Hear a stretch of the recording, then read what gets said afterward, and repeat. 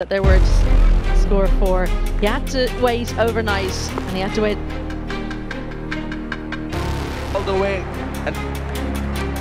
অবশেষে অপেক্ষা শেষ। কাল রাত থেকে পুরো বাংলাদেশ যে একটা রানের জন্য দম বন্ধ করে অপেক্ষা করেছিল, আজ সকালেই সেই এক রান পূর্ণ হলো এবং তৈরি হলো ইতিহাস। মিরপুরে আজ শুধু ক্রিকেটের জয়গান। একদিকে অভিজ্ঞতার চূড়ায় মুশফিকুর রহিম, আর অন্যদিকে ক্লাসের শেষ কথা লিটন দাস।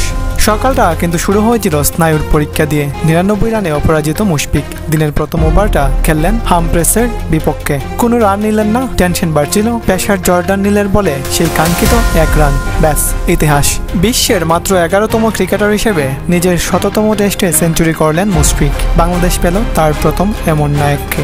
যারা আজ মাঠে ছিলেন তারা সাক্ষী হলেন এক মহাকাব্যের। তবে 106 রানে থামতে হলো তাকে। হামপ্রেসের একটা দুর্দান্ত বল, অতিরিক্ত বাউন্স আর টার্ন, স্লিপার ক্যাচ। কিন্তু আউট হওয়ার পর যা দেখা গেল সেটাই ক্রিকেটের সৌন্দর্য।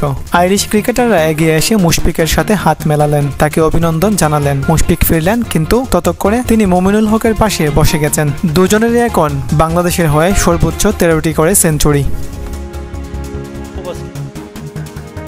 কিন্তু দাঁড়ান, আসল চমক তো তখনও বাকি ছিল। সবার ক্যামেরা যখন মুশফিকের দিকে ফোকাস করা, ঠিক তখন আড়ালে থেকে নিজের কাজটা নীরবে করে যাচ্ছিলেন লিটন কুমার দাস। আজ তারও তো বিশেষ দিন, প্রথম শ্রেণীর ক্রিকেটে তার 100তম ম্যাচ। আর এই মাইল ফলকের ম্যাচটা তিনি রাঙ্গালেন সেঞ্চুরি দিয়ে। রাওয়ালপিন্ডির পর আবারও 3 অঙ্কের ম্যাজিক। মিরপুরে এটি তার দ্বিতীয় সেঞ্চুরি। কি সাবলীল, কি সুন্দর ব্যাটিং।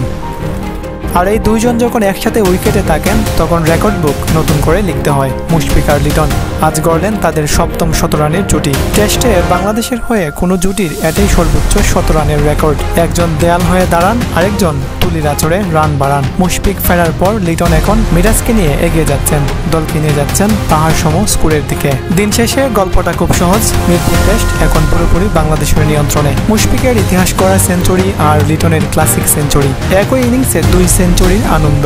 বাংলাদেশ শুধু রান করছে না, আয়ারল্যান্ডকে জানিয়ে দিচ্ছে এখানে জিততে হলে তোমাদের অলৌকিক কিছু করতে হবে। মুশফিক দেখিয়ে দিলেন অভিজ্ঞতা কাকে বলে, আর লিটন দেখালেন ক্লাস কাকে বলে। জোড়া সেঞ্চুরির এই দিনটি বাংলাদেশ ক্রিকেট ভক্তরা মনে রাখবে অনেক দিন। অভিনন্দন মুশফিক, অভিনন্দন লিটন দাস।